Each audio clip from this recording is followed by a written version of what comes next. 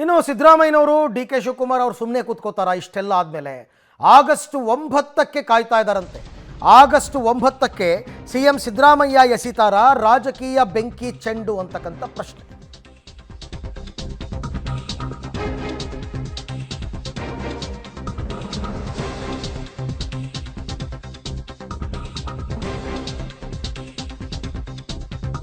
August 9ಕ್ಕೆ CM Siddaramaiah ಎಸಿತಾರ ರಾಜಕೀಯ ಬೆಂಕಿ ಚೆಂಡು.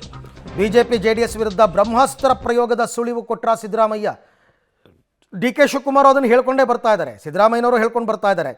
ಮುಖ್ಯಮಂತ್ರಿ ಮತ್ತು ಉಪಮುಖ್ಯಮಂತ್ರಿಗಳಿಗೆ ಈಗ ಕುಮಾರಸ್ವಾಮಿ, ಬೊಮ್ಮಾಯಿ, ವಿಜಯೇಂದ್ರ ಅವರೇ ಪ್ರಮುಖ ಟಾರ್ಗೆಟ್ ಅಂತೆ.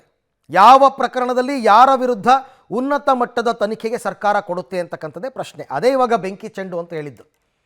ಡಿ ಕೆ ಶಿವಕುಮಾರ್ ನಿನ್ನೆ ಕೂಡ ಇದ್ರ ಬಗ್ಗೆ ಸುಳಿವನ್ನು ಕೊಟ್ಟಿದ್ದಾರೆ. ಕುಮಾರಸ್ವಾಮಿ, ನಾನು ಪಟ್ಟಿ ಮಾಡ್ತಾ ಇದ್ದೀನಿ ಎಲ್ಲವನ್ನ ಕೂಡ ನಿಮ್ಮ ಅಕ್ರಮಗಳನ್ನು ಅಂತ.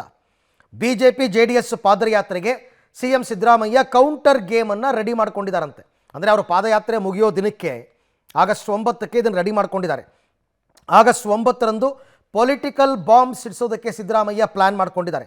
ಇದು ಹೈಕಮಾಂಡ್ ಕೊಟ್ಟಿರೋ ಟಾಸ್ಕ್. ರಿಮೆಂಬರ್, ಬಿಜೆಪಿ ಸರ್ಕಾರದ ಅವಧಿಯ ಪ್ರಮುಖ ಹಗರಣದ ಬಗ್ಗೆ ಅವರು ಅಸ್ತ್ರ ಪ್ರಯೋಗ ಮಾಡೋ ಸಾಧ್ಯತೆ ಇದೆಯಂತೆ. ಹಾಗೆಯೇ ಕುಮಾರಸ್ವಾಮಿ ಕುಟುಂಬದ ವಿರುದ್ಧವೂ ಸಿದ್ದರಾಮಯ್ಯ ತನಿಖೆಯ ಬ್ರಹ್ಮಾಸ್ತ್ರ ಪ್ರಯೋಗ ಮಾಡಬಹುದು. ಈಗಾಗಲೇ AICCಯಿಂದ CM ಮತ್ತು DCMಗೆ ಸ್ಪೆಷಲ್ ಟಾಸ್ಕ್ ಸಿಕ್ಕಿದೆ. ಚಾರ್ಜ್ ಶೀಟ್ ಹಾಕೋದಕ್ಕೂ ಟಾಸ್ಕ್ ಕೊಟ್ಟಿದ್ದಾರಂತೆ. ಸ್ಪೆಷಲ್ ಪರ್ಮಿಷನ್ ಎರಡೂ ಪಕ್ಷಗಳ ನಾಯಕರ ಬಗ್ಗೆ ಮುಲಾಜಿಲ್ಲದೆ ಕ್ರಮಕ್ಕೆ ವಹಿಸಿ, ತನಿಖೆಗೆ ವಹಿಸಿ ಕಾನೂನು ಹೋರಾಟ ಮಾಡಲಿ ಅಂತ ರಾಹುಲ್ ಗಾಂಧಿ ಅವರು ಹೇಳಿದಾರಂತೆ. ಹಾಗಾಗಿ ಆಗಸ್ಟ್ 9ನೇ ತಾರೀಕು ಸುದ್ದಿಗೋಷ್ಠಿ ನಡೆಸಿ ಸಮರ ಸಾರ್ತಾರ CM ಸಿದ್ದರಾಮಯ್ಯ ಅಂತಕ್ಕಂಥ ಒಂದು ಪ್ರಶ್ನೆ ಇದೆ. ನಿನ್ನೆ ಸುರ್ಜೇವಾಲಾ ಮತ್ತು ವೇಣುಗೋಪಾಲ್ ಅವರು ಬಂದಾಗ ಕ್ಲಾಸ್ ತಗೊಂಡಿದ್ದಾರಂತೆ ಇಬ್ಬರಿಗೂ ಕೂಡ, CM ಅಂಡ್ DCMಗೆ. ಅವ್ರು ನೋಡಿದ್ರೆ ಇಷ್ಟೆಲ್ಲ ನಿಮ್ಮ ವಿರುದ್ಧ ಅಬ್ಬರಿಸಿ ಬೊಬ್ಬಿರಿತಾ ಇದ್ದಾರೆ, ನೀವೇನು ಮಾಡ್ತಾ ಇದ್ದೀರಾ? ಅವತ್ತು ಸದನದಲ್ಲಿ 21 ಕೇಸ್ಗಳು ಹೇಳಿದ್ರಲ್ಲಪ್ಪ ನೀವು, BJP ಸರ್ಕಾರದ ಅವಧಿಯಲ್ಲಾದ ಭ್ರಷ್ಟಾಚಾರ ಏನಾಯಿತು? ಅದನ್ನ ಯಾಕೆ ತಾರ್ಕಿಕ ಅಂತ್ಯಕ್ಕೆ ತಗೊಂಡೋಗಿಲ್ಲ ಅಂತ ಕೇಳಿದ್ರಂತೆ. ಹಾಗಾಗಿ ಈ ಎಕ್ಸ್ಪೆಕ್ಟೇಷನ್. ಈ ಬಗ್ಗೆ ಮತ್ತಷ್ಟು ಮಾಹಿತಿ ನನ್ನ ಕೊಲೀಗ್ ಸುಕೇಶ್ ಅವರಿಂದ ಪಡಿತಾ ಹೋಗೋಣ. ಸುಕೇಶ್, ಈಗ AICC ಅವರು ಕೂಡ ಫ್ರೀ ಹ್ಯಾಂಡ್ ಕೊಟ್ಟಿದ್ದಾರೆ, ಶತಾಯಗತಾಯ ವಿರೋಧ ಪಕ್ಷದ ವಿರುದ್ಧ ಕಾನೂನಾತ್ಮಕ ಕ್ರಮ ತಗೊಳ್ಳಿ ಅಂತ. ಹಾಗಾಗಿ ಮುಖ್ಯಮಂತ್ರಿ ಸಿದ್ದರಾಮಯ್ಯನವರು ಏನು ಕ್ರಮವನ್ನು ತಗೊಳ್ಬೋದು, ಏನು ಅವರ ಮುಂದಿನ ನಡೆ ಅಂತ ಈಗಿರ್ತಕ್ಕಂಥ ಕುತೂಹಲ.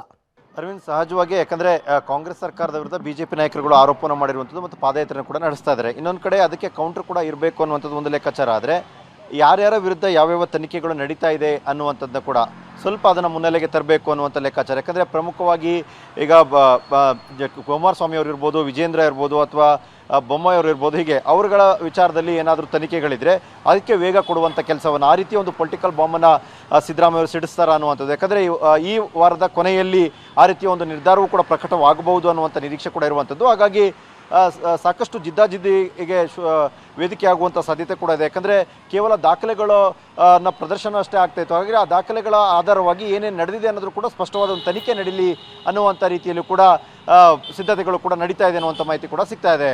Arvind, okay, thank you Sukesh ತಮ್ಮ ಎಲ್ಲ ಮಾಹಿತಿಗಾಗಿ.